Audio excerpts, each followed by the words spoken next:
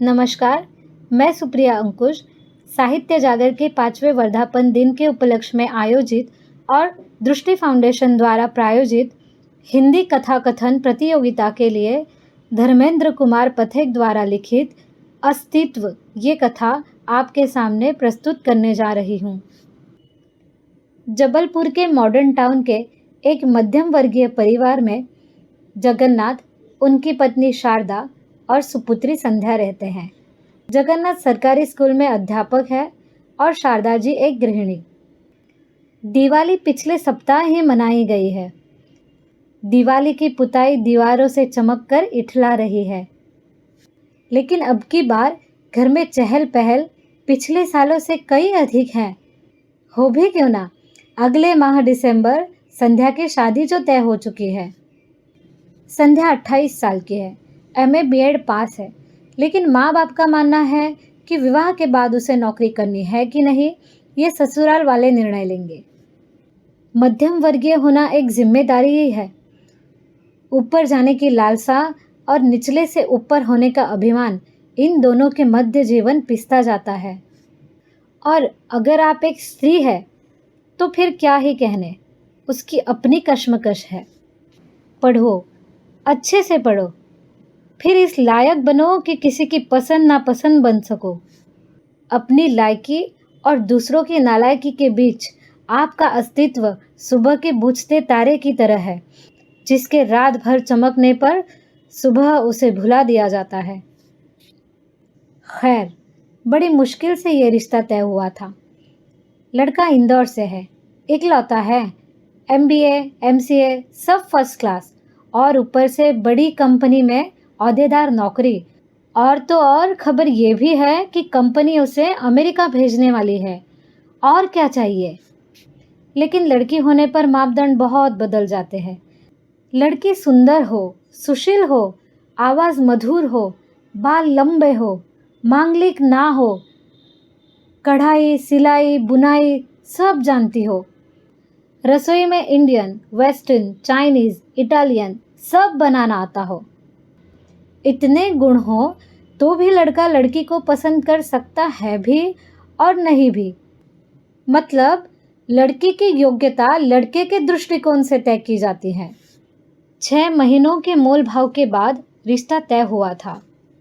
लड़के वालों की तरफ से लड़के के मामा, पिता ईश्वरचंद, माँ जानकी और वर सूरज खुद लड़की देखने आए थे। संध्या और सूरज एक दूसरे से मिल चुके थे। विवाह के दिन निकट आते जा रहे थे।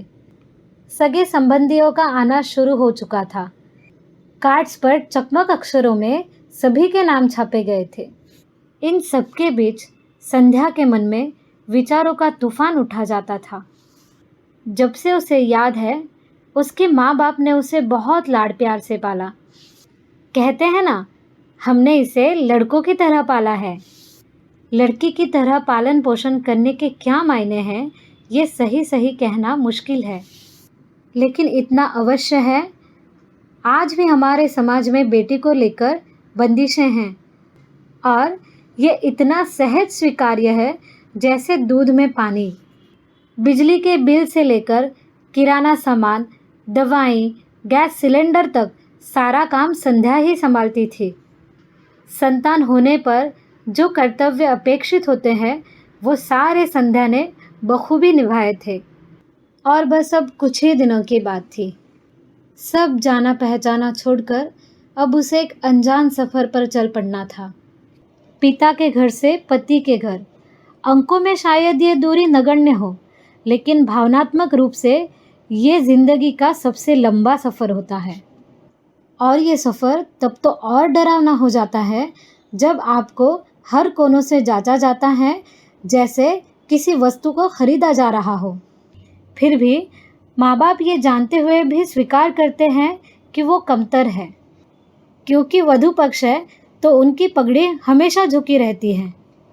दहेज तले दबे हुए वो अपनी लाडली को विदा करते हैं, इस उम्मीद में कि उनकी लाडली को उतना ही सम्मान प्रेम मिलेगा जितने की वो हकदार है। लेकिन संध्या के मन में हलचल थी। उसे यह सब रास नहीं आ रहा था। ऐसा नहीं था कि उसे विवाह में कोई रुचि नहीं थी। लेकिन जिस तरह से ये सब रचा गढ़ा जा रहा था, ये सब कुछ बहुत विचित्र था। उसने अपने जीवन में कभी कोई ऐसा समझौता नहीं किया था कि जिससे उसे द्वयम महसूस करना पड़े। फिर क्यों उसे विवाह जैसे बड़े कदम पर यह प्रतीत हो रहा था जैसे ये कोई व्यावसायिक सौदा हो रहा हो, जहां मानवीय मूल्यों को परंपराओं के भेंट चढ़ाया जा रहा हो। जगन्नाथ जी ने बड़ी गाड़ी देने के लिए बैंक से लोन लिया था, जबकि वो धूप बारिश स्कूटर से ही आया जाया करते थे। लड़कों के तरह पलने वाले पिताजी आखिर लड़की के पिता बन ही गए। संध्या को लग रहा था कि उसकी खुशियों को जैसे खरीदा जा रहा है, जबकि खुश रहना तो जीवन का मौलिक अधिकार है। उसके लिए इतना दबाव क्यों? एक दिन तो हद ही हो गई। सूरज ने संध्या से फोन करके कहा, क्या तुम वो आभूषण वाली फोटो भेज सकती हो? हमारी मम्मी देखना चाहती है। संध्या क्यों कहना चाह रही थी, लेकिन उसने अपने प्रश्न को गटक लिया। मम्मी से पूछ के बताती हूँ, ये कहकर उसने फोन रख दिया। ये पहला अवसर था जब संध्या को क्यों ये पूछने में इतना भय लगा हो। संध्या से रहा न गया। संध्या ने रसोई में जाके कहा, आओ ना माँ, कुछ बात करनी है। संध्या के चेहरे में असहजता थी। माँ, मेरे कमरे में चलो ना। और पिताजी कहाँ हैं? वो पीछे बरामदे में है। ठीक है माँ, तुम चलो, मैं पिताजी को लेके आती हूँ। ये कहकर संध्या अपने पिताजी को बुलाने लगी। पापा, पापा, इधर आओ ना, मुझे आपसे कुछ बात करनी है। जगन्नाथ संध्या के चेहरे की बेचैनी भांपते हुए उसके पीछे चल दिए। संध्या के कमरे में पहुंचकर दोनों संध्या की ओर ताकने लगे। संध्या की आंखों से आंसू आ रहे थे। पापा, मुझे ये सब अच्छा नहीं लग रहा। बेटी की आंखों में आंसू देखकर दोनों सहम गए। पापा, मैं एक सवाल पूछती हूँ, सही सही जवाब देना। आपने मुझे लड़की की तरह क्यों नहीं पाला? जगन्नाथ ने अपनी पत्नी की तरफ सकपकाते हुए देखकर पूछा। ये कैसा सवाल है बेटा? मेरा यही सवाल है आप दोनों से। आप दोनों को बताना ही होगा।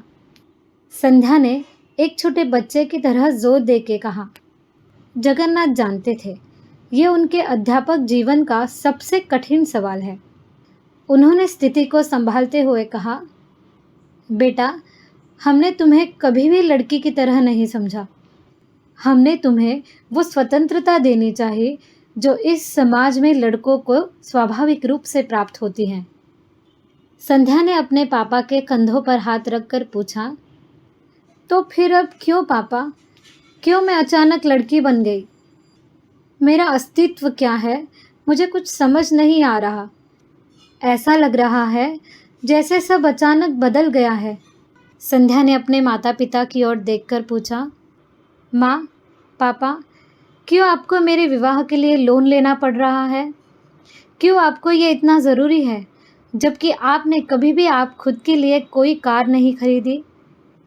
और क्यों एक लड़का जिसे मैं जानती भी नहीं, वो इतनी हिम्मत करता है कि आपने आपकी जीवन भर की कमाई से बनाए हुए आभूषण पर संदेह करता है, मुझे उसकी फ़ोटो भेजने कहता है?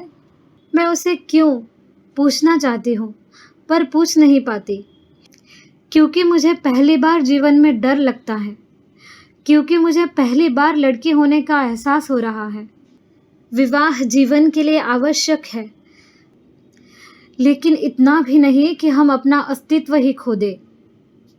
है ना पापा? संध्या ने प्रश्न भरी निगाहों से अपने माता पिता की ओर देखकर पूछा। दोनों के पास कोई उत्तर न था। शारदा जी ने पूछा, तो तुम क्या कहना चाहती हो? 10 दिन में विवाह है। आमंत्रण पत्र छप चुके हैं। जगन्नाथ जी ने शारदा को बीच में ही टोकते हुए कहा, नहीं शारदा, जो गलती हम कर चुके हैं उसे जानकर भी जारी रखना सही नहीं है।